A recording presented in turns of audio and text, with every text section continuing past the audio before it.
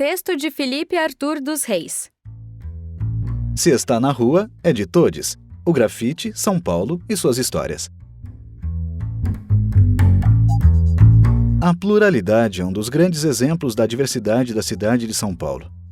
Dos vários grupos populacionais aos diferentes estilos arquitetônicos, a capital paulista pôde se afirmar como um dos grandes centros do debate cultural internacional, não apenas pelas mostras e exposições em seus museus e galerias de arte, mas pela quantidade de artistas e profissionais que se dedicam à cultura em suas mais distintas expressões, da música à gastronomia, das artes visuais ao patrimônio edificado, dentre outras.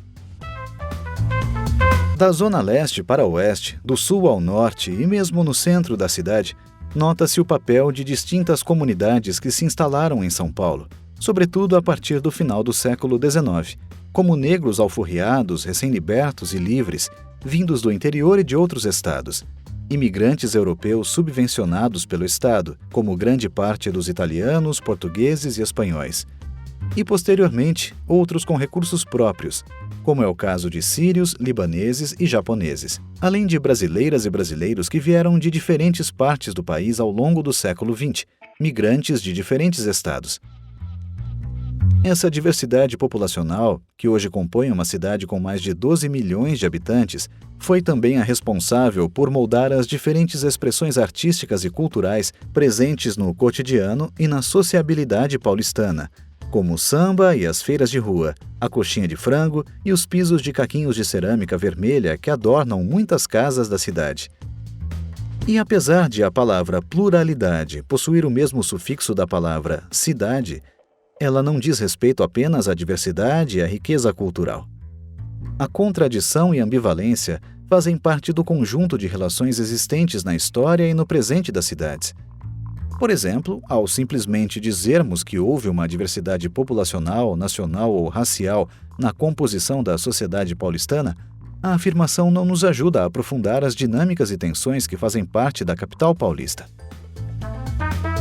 Então, faz-se necessário reconhecer o protagonismo e as relações desses grupos com outros que permanecem obliterados do senso comum, em geral negros, mulheres e aqueles que vivem e trabalham além das fronteiras do centro.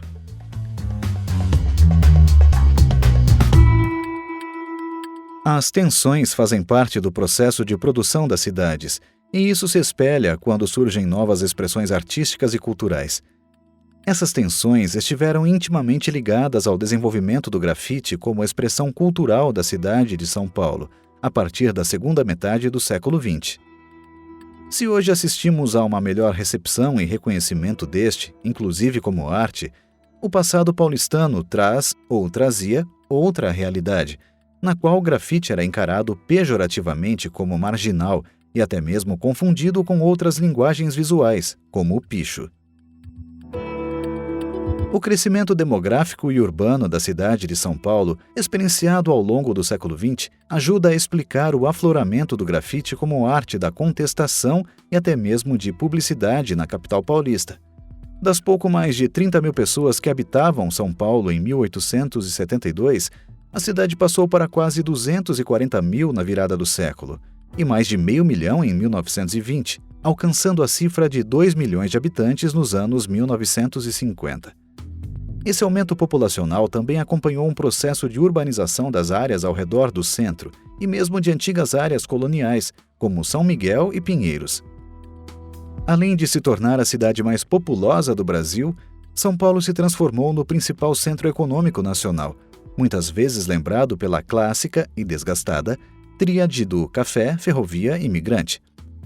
Essa riqueza, formada pelo capital de antigos fazendeiros escravistas que passaram a diversificá-la em diferentes frentes urbanas, como ferrovias, empresas de saneamento e o mercado imobiliário, não necessariamente foi partilhada entre os habitantes e trabalhadores paulistas e paulistanos, sobretudo operários, prestadores de serviços e donos de pequenos comércios. Assim, tais disparidades econômicas e sociais foram, ao longo do tempo, motivo de representação pela sociedade paulistana, seja por meio de discursos e escritos impressos em jornais, seja em pinturas, fotografias e, claro, no grafite.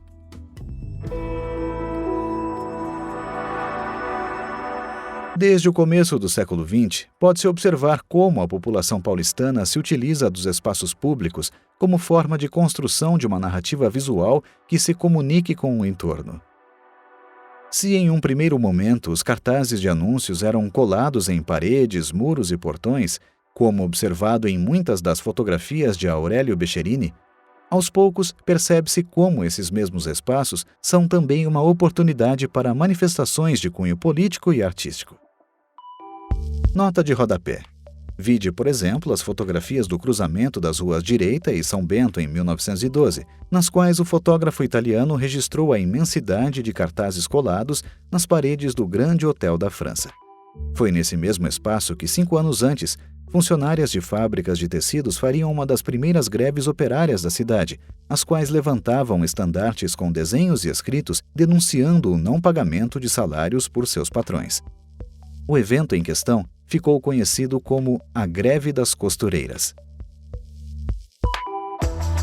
Esse processo de ocupação das ruas pela arte ganha fôlego com as lutas sociais protagonizadas na cidade. Ademais, se hoje existe uma melhor compreensão acerca das diferenças e aplicações do grafite, do picho e mesmo do muralismo, isso não ocorria na década de 1950.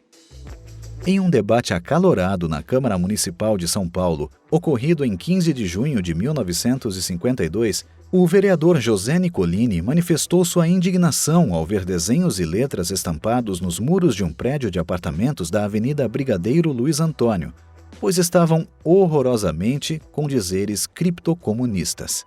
Nota de rodapé. Atas da Câmara Municipal de São Paulo, sessão de 15 de junho de 1952, página 502. Para ele, os responsáveis por esse feito eram os borradores de paredes e formavam uma verdadeira legião de transgressores, resultado do extravasamento incontido do ódio que eles sentem pela população ordeira e pacífica de São Paulo. Nesse caso, ainda que conceitualmente as figuras do grafiteiro e do pichador não estivessem presentes, a fala de Nicolini deixa transparecer o incômodo de pessoas que usavam o espaço público para se manifestar. Fica a dúvida maior se o incômodo dele era com os desenhos ou com o perigo comunista, mentirosamente propagado na época. Outro ponto de destaque nessa fala é a associação dos anônimos grafiteiros e pichadores da cidade com a lendária figura das classes perigosas, ao serem tidos como os transgressores cheios de ódio em oposição àqueles que pregavam a ordem e a paz na capital paulista. Nota de rodapé. As chamadas classes dangereuses foi um conceito difundido ao longo do século XIX para designar grupos populares de trabalhadores, imigrantes e outros mais que colocavam em crítica os projetos de modernidade, em geral materializados em cidades. Para maiores informações, ver os trabalhos de Louis Chevalier, Classe laborieuse et classe dangereuse, primeira edição publicada em Paris pela editora Plon, em 2007. O de Stella Bresciani, Londres e Paris no século XIX, O Espetáculo da Pobreza, primeira edição publicada em São Paulo pela editora Brasiliense em 1982, e o de Carlos José Ferreira dos Santos, também conhecido como Casé Angatu. Nem tudo era italiano, São Paulo e Pobreza, 1890 a 1915, publicado em São Paulo pela editora Ana Blum em 1998. Sinal não apenas do desconhecimento acerca de tais manifestações, mas do desmerecimento daqueles que produziam esses artefatos de comunicação. Para o vereador, essa ação deveria ser repelida energicamente, não se tolerando desenhos, riscos, inscrições ou quaisquer outras formas que expressassem opiniões e apoios na paisagem pública paulistana. A cidade bandeirante, locomotiva da nação e da modernidade, não podia tolerar essas ações. O combate se fazia necessário.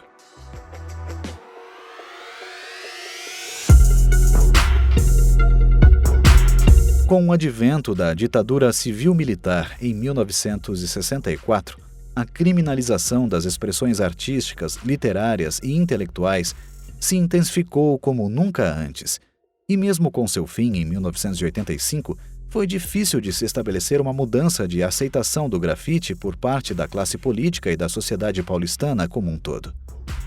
Um desses momentos de tensão ocorreu na tarde de 13 de junho de 1989, quando o vereador Bruno Feder apresentou pela segunda vez um requerimento para homenagear o então secretário de Segurança Pública, Luiz Antônio Fleury Filho.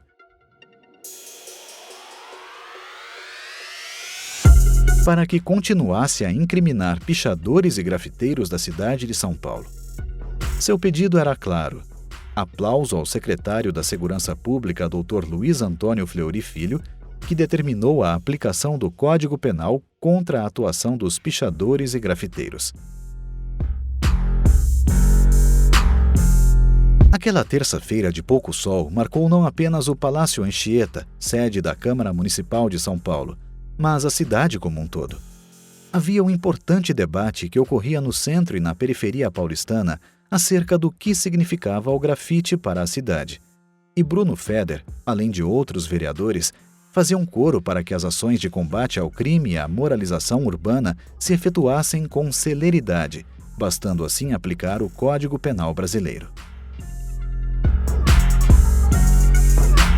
Essa sessão legislativa ocorreu em um dos momentos de maior desigualdade da história da cidade, em que a miséria estava presente em ruas e bairros inteiros, sobretudo em suas periferias, o que também se percebia nas cidades do litoral e do interior paulista. A situação se intensificava pela alta inflação e pelo desemprego, o que não era uma exclusividade de São Paulo, mas de todo o país, que ainda vivia os desastres da política econômica adotada pelo regime militar. Da mesma forma, podia-se observar na cidade mais rica do Brasil uma constante agitação e enfrentamento de parte dos setores populares e médios, descontentes com aquela situação, como os movimentos contra a carestia de vida e os mutirões para a construção de moradia, construídos em geral por mulheres que eram líderes comunitárias. O pedido de Bruno Feder para homenagear aquele que futuramente seria um dos responsáveis pelo massacre do Carandiru em 1992 evidencia uma linha de raciocínio presente não apenas em parte da classe política, mas da sociedade brasileira quando se trata de arte. Esse processo de criminalização e monitoramento das ações populares pelo poder público também não surge com a ditadura, mas se forma ao longo de um acúmulo de tempos gestados no contexto colonial, como as constantes revoltas e guerras populares da América Portuguesa e que passam pela própria formação do Brasil como Estado-nação, a partir de sua independência em 1822. Da mesma forma, conter as organizações dos povos indígenas e de afrodescendentes escravizados foi uma tônica que permaneceu ao longo do tempo, ação muitas vezes justificada por leis e códigos de ordenação social ou simplesmente pelas relações de força e hierarquia.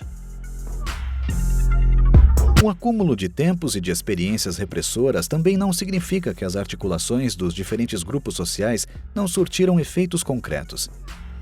Como mencionado anteriormente, o pedido de homenagem do vereador Bruno Feder ocasionou um intenso debate na Câmara Municipal de São Paulo, no qual vereadores e vereadoras se posicionaram de diferentes maneiras para expressar apoio ou divergência da matéria apresentada.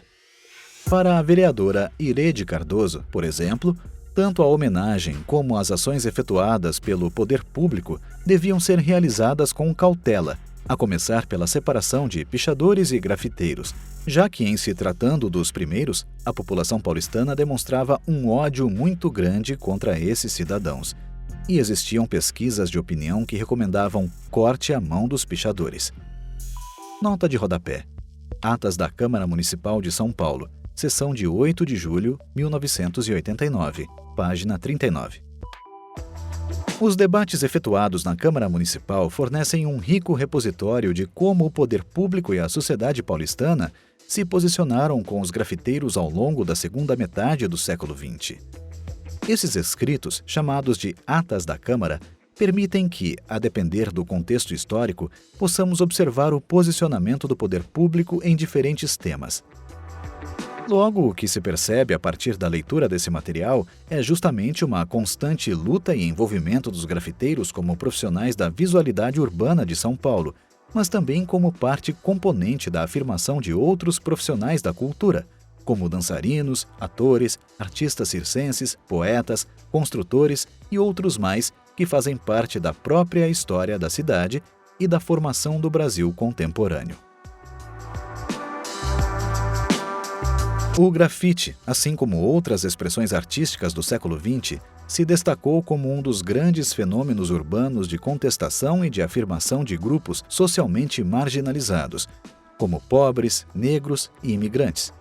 Seu surgimento também advém dos processos de exclusão social e de produção das cidades contemporâneas, muitas das quais têm como ponto em comum a existência de assentamentos informais, bairros sem a devida infraestrutura urbana, a não oferta de trabalhos qualificados, além da latente desigualdade e ausência de assistência social e de participação da iniciativa privada. Dessa forma, tanto o grafite como a pichação, a formação de favelas, as associações de bairro, os bailes de dança, dentre outros espaços de sociabilidade, se evidenciam como forças políticas de grupos marginalizados. A política, nesse caso, assume uma dimensão que extrapola o senso comum, pois ela se dá no dia a dia das pessoas, nos debates efetuados, nas organizações locais, nacionais e transnacionais, bem como na insistente permanência de ocupar o espaço público. Assim, o grafite se coloca para além do campo visual, uma potencialidade política de crítica visual que permite a criação de alternativas às exclusões sociais vividas por aqueles mesmos grupos subalternizados. Se voltarmos para a fala de José Nicolini, apesar de breve e sem muito debate com outros colegas da Câmara, ela permite o desdobramento de um interessante ponto de discussão na contemporaneidade acerca do surgimento e da difusão do grafite e de outras práticas artísticas e intelectuais. Observamos desde a década de 1980 um gradual processo de desconstrução do gênio e dos ditos lugares de criação das ideias. Se hoje chamamos atenção para um processo de provincialização da Europa, como prega Dipesh Chakrabarty, ou seja, de não entender muitas das ideias ali realizadas como universais, o mesmo pode ser válido para pensarmos em que medida há um pioneirismo dos Estados Unidos como produtor e difusor do grafite, quando no Brasil ocorriam manifestações semelhantes no mesmo espaço temporal. Nota de rodapé: ver Dipesh Chakrabarty, Provincializing Europe, Postcolonial South and Historical Difference, publicado pela editora da Universidade de Princeton em 2000.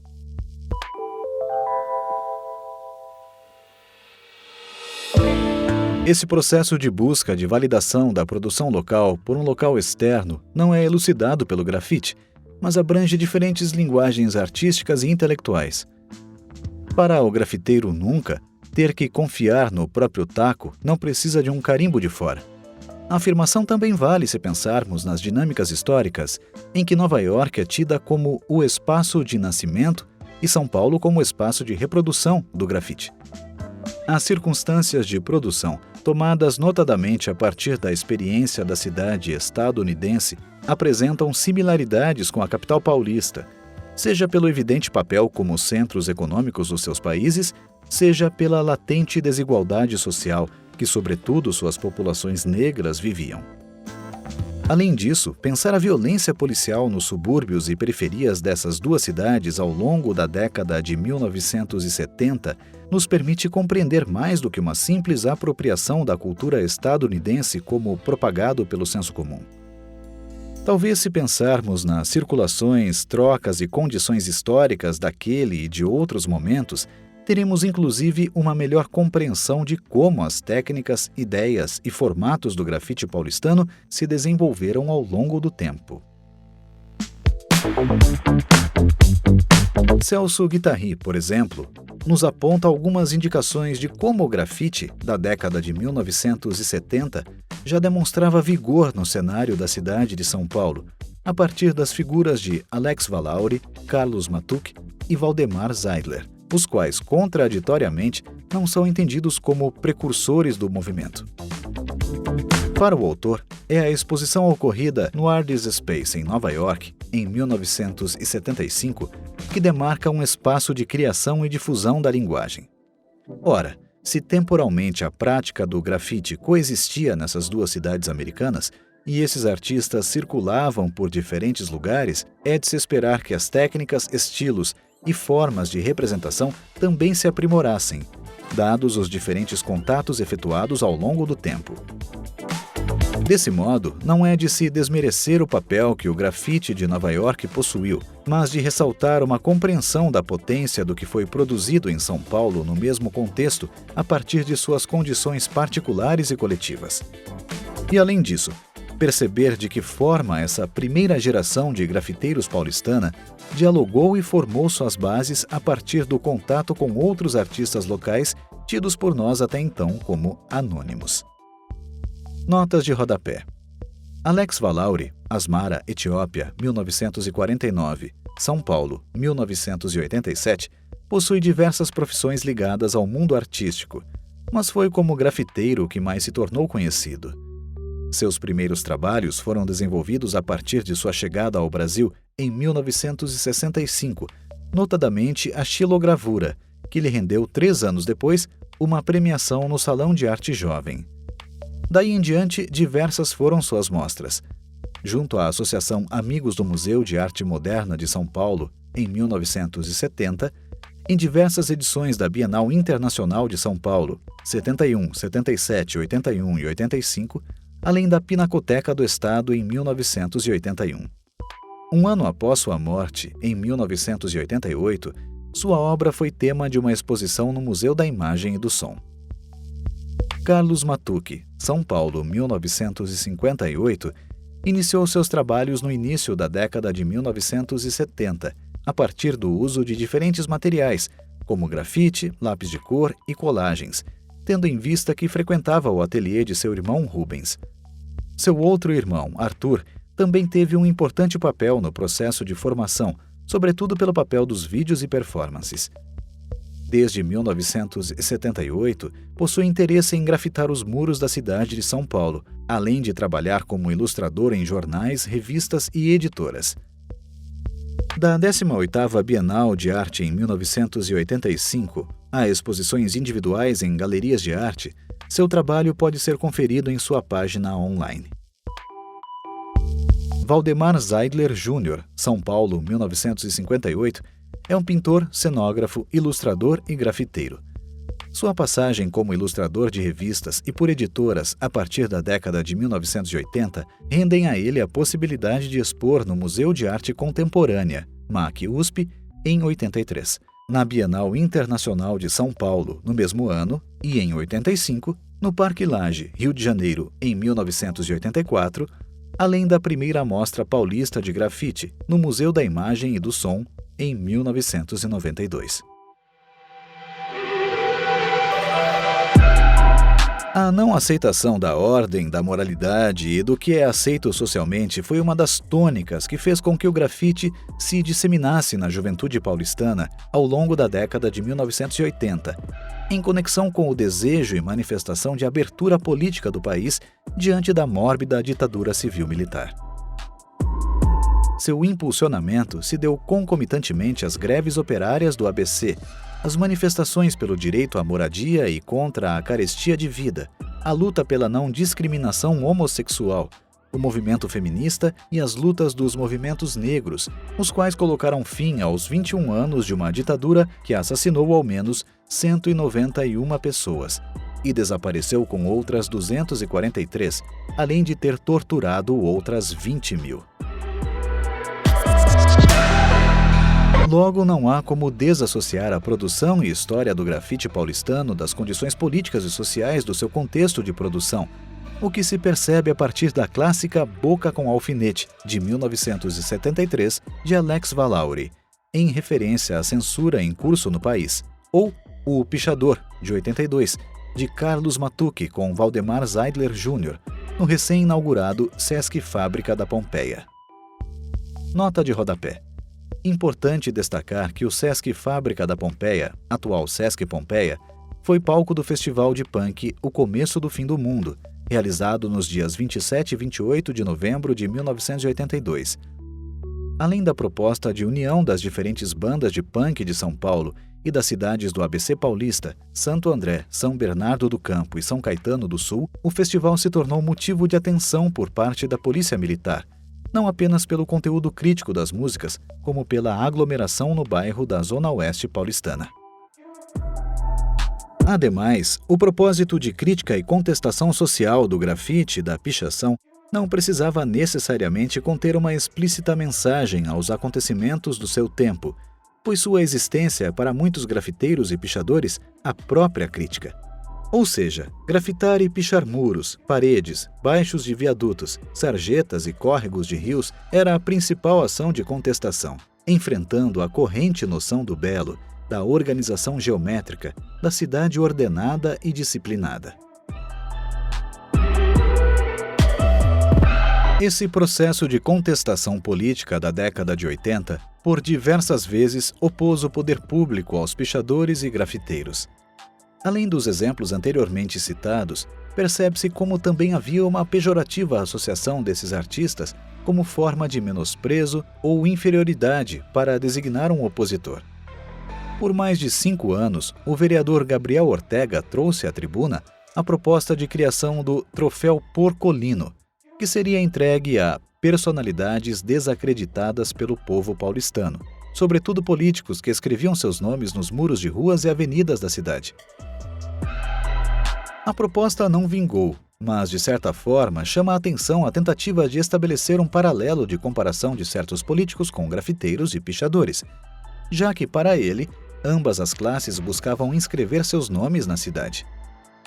O descontentamento desse vereador se dava pelo fato de alguns senhores de diversos partidos e alguns partidos da clandestinidade que usam e abusam do pincel e da brocha, manuseio que de fato seria justificável se isto partisse como parte, de quando em quando, de algum estudante, algum grafiteiro, que já não é recomendável e nem tolerável.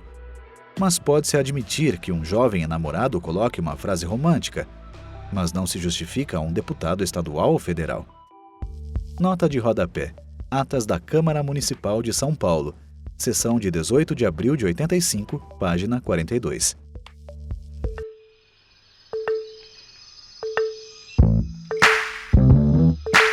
A sociedade paulistana da década de 80 reconhecia o papel informativo e de crítica que o picho e o grafite possuíam na paisagem urbana da cidade. O debate da abertura política e da realização de eleições fez com que muitos candidatos recorressem ao desenho e inscrição dos seus nomes em paredes como forma de publicização das suas campanhas. A sessão de 5 de maio de 82 chama a atenção quando o vereador Luiz Peixoto mencionou a necessidade de estar em terra de sapo de cócoras com ele, ou seja, de acompanhar a movimentação daqueles que se preparavam para disputar as eleições municipais de 15 de novembro daquele ano e contratavam uma série de profissionais das tintas e das cores para inscrever seus nomes nas paredes da cidade. É nesse contexto de abertura política que também se percebe um gradual processo de diferenciação do picho para o grafite pelos vereadores paulistanos. Os debates da Câmara Municipal possuem diferentes menções aos pichadores e grafiteiros, ora como forma de perseguição, menosprezo, ou até como forma de absolvição de penalidades. Como dito no início, a moção de homenagem às ações de criminalização da pichação e do grafite pelo então secretário de Segurança Pública, Luiz Fleury, causou um intenso debate local. O vereador Maurício Faria, por exemplo, colocava sua preocupação pelo poder público englobar numa mesma categoria e lançar à vala comum pichadores em geral e grafiteiros, quando existe um debate no mundo moderno, nas grandes cidades, sobre o significado do grafite e o grafite mesmo como expressão cultural e artística. Tanto do ponto de vista do grafite enquanto arte plástica, quanto aquela variante do grafite que é tida, inclusive como a poesia dos muros, ou seja, inscrições que, embora feitas nas paredes da cidade, têm efetivamente um conteúdo poético e são uma forma de manifestação importante da realidade urbana, sobretudo das grandes metrópoles. Nota de rodapé. Atas da Câmara Municipal de São Paulo. Sessão de 13 de junho de 89, página 27. Para Maurício Faria, desassociar a pichação do grafite se fazia necessário como uma forma de não conferir respaldo às perseguições que, sobretudo, pichadores estavam sofrendo. Ao enfatizar em seu discurso muito mais o papel do grafite que o do picho, O vereador encontrava uma resposta que exigia do plenário uma maior reflexão acerca do papel que ambas as expressões possuíam naquele contexto. Esse exercício retórico proporcionava ganhar tempo de articulação e, ao mesmo tempo, não permitir que o legislativo municipal se posicionasse em favor das ações de repressão promovidas pelo secretário Fleury. Para o vereador, a proposta não podia ser aprovada, pois isso significaria uma inflexão obscurantista, uma inflexão de tratar um problema.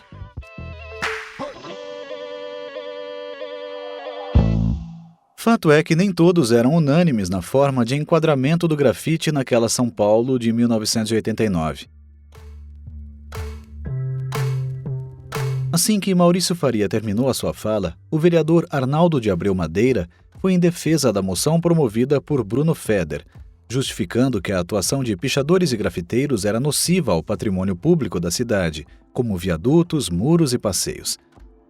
Em um dos trechos do discurso, menciona que era uma pessoa que reconhecia que no grafite há uma arte que pode ser expressa em determinados locais da cidade. Considerava, inclusive, que a administração municipal deveria definir locais para que essa manifestação possa se viabilizar, para se concretizar, protegendo, assim, obras como o Mural Portinari, no caminho para o aeroporto, a obra da Tomiotaki na Avenida 23 de Maio. Nota de rodapé. Atas da Câmara Municipal de São Paulo, sessão de 13 de junho de 89, página 27.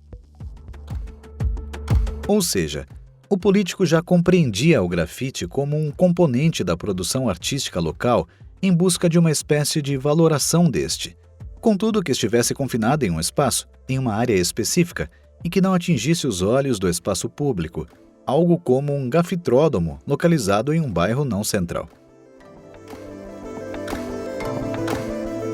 Não foi fácil o ano de 89 para grafiteiros e pichadores de São Paulo, sobretudo pelas constantes perseguições promovidas pela polícia. Em uma delas, chamada de Operação Picasso, mais de 20 pessoas haviam sido presas, o que inclusive serviu de parâmetro para estabelecer um perfil daquele grupo. Em sua maioria, são office boys, auxiliares de escritório, serventes de pedreiro, e sua idade varia entre 13 e 19 anos. São pessoas que moram na periferia, têm uma vida de luta, portanto são trabalhadores e estudantes, dizia a vereadora Irede Cardoso. Nota de rodapé. Atas da Câmara Municipal de São Paulo, 8 de junho de 89, página 39. De certa forma, a criminalização e debate acerca da incorporação do grafite como um dos componentes artísticos da cidade caminharam juntos na década de 80 paulistana.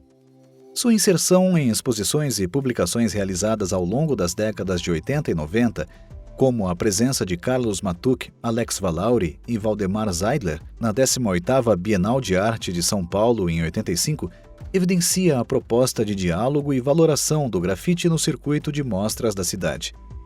Do mesmo modo, percebe-se um gradual processo de popularização da técnica artística, como informa o catálogo dessa mostra sobre a obra de Valauri. Preocupado com a rápida identificação da população urbana, Alex grafita imagens de símbolos que estão no inconsciente coletivo, como cupidos, diabos, acrobatas e bruxas. Estas imagens atávicas se misturam com símbolos de comunicação de massa, televisões, guitarras e telefones, donde jorram como mágica pautas musicais, corações, alfinetes, peões, parafusos, raios e estrelas. Nota de rodapé. Catálogo geral da 18ª Bienal Internacional de São Paulo. São Paulo, Imprensa Oficial do Estado de São Paulo, 1985, página 218. O verbete escrito por Maurício Vilaça vai além, pois sintetiza a proposta de Alex Valauri em se tornar conhecido no cenário local e internacional, acrescentando inclusive que estes grafites que pertencem ao visual urbano do dia a dia do habitante da cidade, em 82 e 83 Alex grafitou em Nova York, são deslocados dos muros e grafitados em camisetas, broches recortados, adesivos em vinil. Com isto, circulando entre as pessoas verdadeiros suportes móveis, roupas, motos, carros, etc. Talvez possamos arriscar e dizer que esse processo de popularização dos desenhos de Valauri contribuíram diretamente para o descontentamento de parte do poder público, ao perceber não apenas a cidade em arte, com as paredes, muros, viadutos e ruas cobertas de tintas, mas de ver a sua popularização nos corpos e objetos do cotidiano da cidade.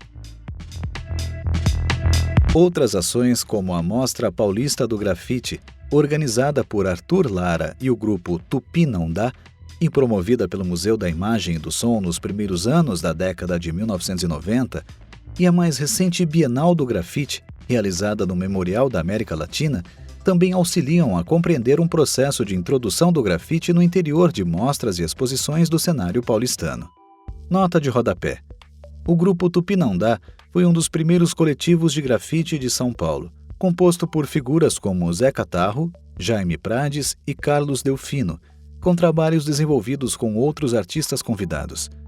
O trabalho do coletivo se destacou pela tônica gráfica e tentativa de desassociação de divulgação com slogans políticos do final dos anos 80. Celso Guittari destaca outras inúmeras ações promovidas por coletivos e grupos independentes que buscavam a popularização como uma forma de reconhecimento social do grafite por meio de sua inserção em galerias e museus da cidade, como a realização de cenários para programas de televisão, alegorias para escolas de samba, além de murais como o São Caetano Conta Sua História, no final da década de 1990. Segundo Guittari, esse projeto obteve êxito, pois houve total identificação da população com os painéis expostos, uma vez que reproduziam os fatos e fotos da história da cidade, em uma área de 1.200 metros quadrados. Nota de rodapé. Ver Celso Guittari, O que é grafite?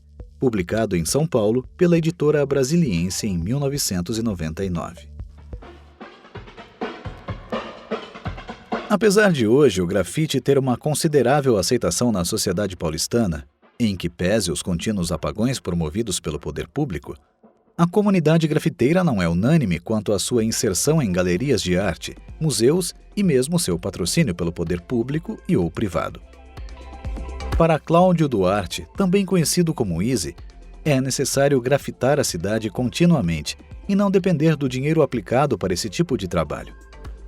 Em trecho do documentário Cidade Cinza, o grafiteiro coloca sua preocupação ao dizer que é a característica principal de São Paulo ter grafite na rua, para a população gostar de grafite. Se parar de pintar e só levar em consideração que alguém está apagando e vamos pintar onde não apaga, fodeu. A gente vai perder isso. Tem que lutar mesmo, pintar em todos os lugares para não perder isso que é São Paulo. Pintar em todo lugar. Preocupação semelhante é levantada por Renato Silva, ex-produtor de uma das mais famosas galerias de arte paulistana, que no mesmo documentário traz que a proposta de encomendar um grafite coloca em dúvida se aquilo seria ou não um grafite, justamente pelo caráter de capital ali investido. No entanto, também reconhece que a essência da expressão é do grafite, sendo então impossível dissociar tais expressões, já que ambas estão na rua. A produção dos murais de grafite hoje se espalha pela cidade, não estando circunscrita às regiões centrais de São Paulo. Evidencia-se um crescente interesse da sociedade pelos desenhos que discutem questões sociais, ambientais e políticas, em um gesto que busca contribuir para questões sensíveis do dia a dia. Vídeo mural de 228 painéis temáticos grafitados em 2016 nos muros da Companhia Nitroquímica Brasileira, uma antiga fábrica da região de São Miguel Paulista, zona leste da cidade. Um dos coletivos participantes, o Arte e Cultura na Quebrada, destaca como o grafite, e em particular o muralismo, possui um forte poder de atenção das pessoas, sobretudo quando se trata de temas locais e da história das pessoas que por ali passam. O mural de 1 quilômetro destaca ícones arquitetônicos do bairro, como a Capela de São Miguel e a casa-sede da antiga fazenda Biacica, além de elementos que contam a história da cidade, como os conflitos de bandeirantes com indígenas, a imigração e a abertura de ruas e avenidas.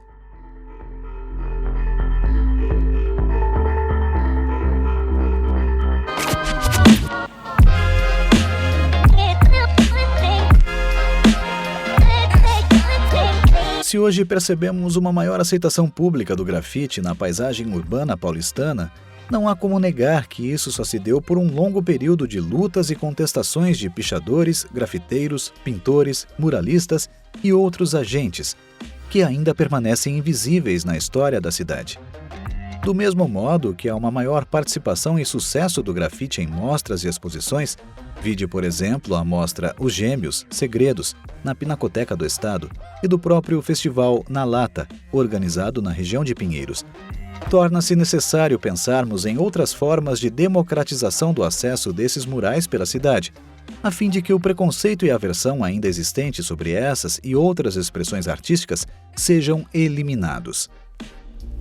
Se o grafite nasceu do espaço público e como intervenção pública, de questionamento da sociedade e de representação desta, vale pensarmos modalidades de acesso para os diversos murais que hoje estampam as paredes dos edifícios do Minhocão, do Beco do Batman ou até mesmo aqueles de São Miguel Paulista.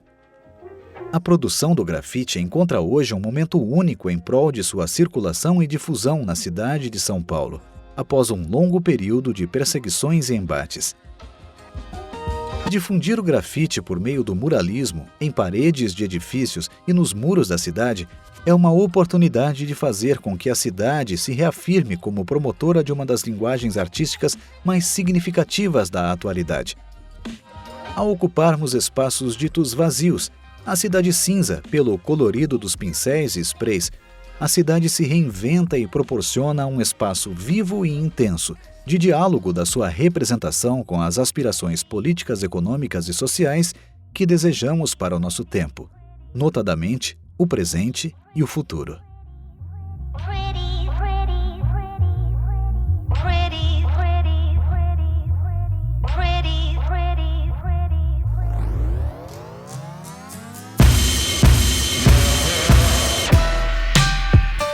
Duas imagens ilustram o texto de Felipe Arthur dos Reis. A primeira é a fotografia de Valauri grafitando um outdoor na Rua da Consolação, na cidade de São Paulo. O artista está quase no topo da escada, apoiada no muro alto. Ele está grafitando de costas para nós, no canto direito da imagem. No lado esquerdo, o grafite em contorno preto de uma mulher magra, de botas de salto alto e luvas. Ela tem o cabelo preto comprido e levemente ondulado. Abaixo da foto estão os créditos: Acervo do Museu da Imagem e do Som de São Paulo. Agradecimento a Cláudia Valauri. A segunda imagem é uma reprodução da obra Boca de Alfinete, de Alex Valauri. Produzida em 1975, ela é parte do acervo do Museu da Imagem e do Som de São Paulo. Na obra, um grande alfinete atravessa de cima a baixo os lábios femininos e vermelhos, mantendo a boca fechada. No fundo azul, estão espalhados alguns pequenos alfinetes.